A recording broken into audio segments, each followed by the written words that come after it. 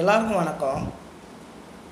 இந்த வீடியோவில் வந்து கும்பகோணத்தில் இப்போ நடக்க போகிற மகாமகம் திருவிழாவை பற்றி சொல்லலான்னு இருக்கேன். அது ஏன் கொண்டாடுறாங்க, அங்கே போய் நம்ம அதில் கலந்துக்கிட்டால் என்ன புண்ணியங்கள், இதை பற்றியெல்லாம் சொல்லலான்னு இருக்கேன். அதுக்கு முன்னாடி நான் எப்பவும் சொல்கிற மாதிரி இந்த வீடியோ இந்து மதத்தோடையும் இந்து மத தெய்வங்களோடையும் அதை சார்ந்த சம்பிரதாயங்கள் அதோட தொடர்புடைய வீடியோ. அதனால் இதை பற்றியெல்லாம் தெரிஞ்சுக்கணும் அப்படின்னு அவசியம் இல்லைன்னா இதுக்கு மேலே இந்த வீடியோவை பார்க்க வேண்டாம். மகாமகம் அப்படின்றது 12 வருடத்துக்கு ஒரு முறை மட்டுமே வரக்கூடிய ஒரு திருவிழா. வடநாட்டில் வந்து கும்பமேளான்னு கொண்டாடுவாங்க. அங்கே அது பார்க்கடல்லேருந்து எடுத்த அமிர்தம் சிந்தின இடங்கள் ஒரு குறிப்பிட்ட நாளில் சிந்தினதுனால அன்னைக்கு அந்த திருவிழாவை வடநாட்டுக்காரர்கள் கொண்டாடுறாங்க. இப்போது தமிழகத்தில் இந்த கும்பகோணம் அப்படின்ற ஊர்லேயும் இந்த மாதிரி ஒரு நிகழ்ச்சி நடந்திருக்கு. அதை தான் மகாமகமாக கொண்டாடுறாங்க. அது எப்போன்னா, சிம்ம ராசியில் குரு இருக்கணும். ஃபஸ்ட்டு குரு பகவான் ஒரு வருடம் ஆகும் ஒரு ராசியை கடந்து போக. இப்போது சிம்மத்தில் இருக்கார், இதோடு திரும்ப எப்போ சிம்மத்தில் வந்து நிற்பாருன்னா 12 ராசிகள் கடந்து வந்து நிற்பார். அதுதான் 12 வருஷம் ஆகுது. அதே மாதிரி சூரியன் கும்பம் அப்படின்னு சொல்கிற ராசியில் இருக்கணும், பௌர்ணமியும் இருக்கணும். அப்படி இருக்கிற நாள் தான் மகாமகத்தை கொண்டாடப்பட வேண்டிய நாள். இந்த காம்பினேஷன் இப்போ 2016 வருது.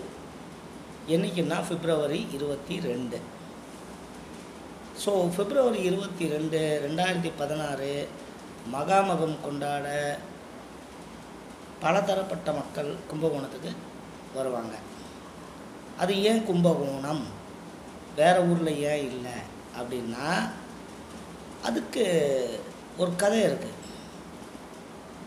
நவகன்னியர், நவ நதிகள், 9 விதமான நதிகள், நம்ம பாவத்தை போக்குற நதிகள் சிவபெருமானுக்கிட்ட போய் வரம் கேட்டுச்சுன்னா என்னென்னா, அடுத்தாங்க முதல்ல இந்த மக்கள் செய்கிற பாவங்கள் எல்லாம் எங்ககிட்ட வந்து கழுவிக்கிறாங்க, அதனால் அவங்க பாவம்லாம் எங்கள் மேலே ஒட்டிக்கிச்சு. இப்போது இந்த பாவத்திலேருந்து நாங்கள் எப்படி தப்பிக்கிறது அப்படின்னு அவங்க கேட்டபோது சிவபெருமான் சொன்ன இடம்தான் கும்பகோணம். அவரே சொல்லியிருக்கார், கும்பகோணத்தில் சிம்மத்தில் குரு இருக்கும்போதும் கும்பத்தில் சூரியன் இருக்கும்போதும் பௌர்ணமி அன்னைக்கும் கலந்து வர நாளில் நீங்கள் நவ கன்னியர் நவ நதிகள் அந்த ஆதிகும்பேஸ்வரர் அப்படின்னு சொல்லக்கூடிய கோயிலில் இருக்கிற மகாமக குளத்தில் போய் குளிங்க, உங்கள் பாவங்கள் எல்லாம் தீரும். அதுவும் இல்லாமல் அன்றைய தினம் யார் அந்த குளத்தில் குளித்தாலும் பாவம் தீரும் அப்படின்னு சொல்லியிருக்கார். இது அந்த மகாமக குளத்தில் ஏன் குளிக்கிறாங்கன்றது. அந்த மகாமக குளம் எப்படி வந்தது அப்படின்னு பார்த்தா, பிரளயம் காலம் என்பது ஒரு யுகம் முடிந்து அடுத்த யுகம் வர டைம். திரேதாயுகம், துவாபர யுகம், கலியுகம்னு சொல்கிற போது ஒரு யுகம் முடிஞ்சு உடனே பிரளயம்தான் வரும். அதுக்கப்புறம் எல்லாமே அண்டத்துக்கு போயிடும், சூனியம் ஜீரோவில் போய் நின்னணும். அதுதான் சிவம். அங்கே அப்படி போகும்போது பிரம்மதேவர் என்ன பண்ணாருன்னா, அவருடைய சக்திகள் பாவத்தையும் புண்ணியத்தையும் போக்கக்கூடிய சில விஷயங்களை அமிர்தமாக மாற்றி ஒரு குடத்தில் அடைச்சி கைலாசத்தில் வச்சிட்டார். அப்போது இந்த கடல் தண்ணி ரொம்ப எழும்பி கைலாய அளவுக்கு மலை உயரத்துக்கு போய் அந்த கடல் தண்ணியில் இந்த குடம் மிதந்துக்கிட்டு வருது.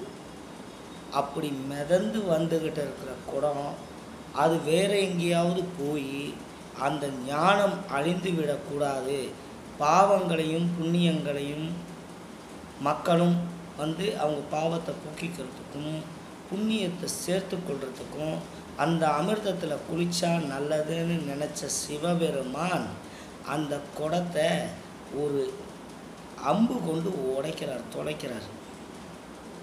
கும்பம் அப்படின்னாக்கா குடம். அதனால தான் கும்பராசிக்கு சிம்பிள் போட்டிருப்பாங்க பாருங்கள், குடம் போட்டிருப்பாங்க. கோணம்னா உடஞ்சி போனது. என்னடா இப்படி கோணங்கி சேஷ்டை பண்ணுறேன்னு சொல்லுவோம்ல, கோணல் அப்படின்னா சரியாக இல்லாதது, உடைக்கப்பட்டது அப்படின்னு. அந்த கும்பத்தை கோணலாக்கின இடம்தான் கும்பகோணம். அப்புறம் அந்த பாலெல்லாம் தண்ணியில் கலந்து வேஸ்ட் ஆகிடக்கூடாதுன்னு நினச்ச சிவபெருமான் தன்னை அங்கேருந்த மண்ணை அந்த பாலோட கலந்து மண்ணிலேயே சிவலிங்கம் அமைத்து தன்னை அதனுள்ளே சமர்ப்பித்தார்.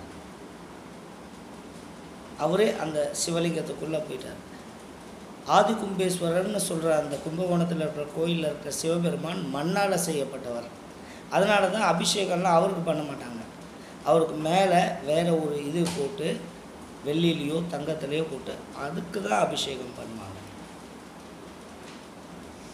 இதுதான் மகத்தின் உடைய சிறப்பு.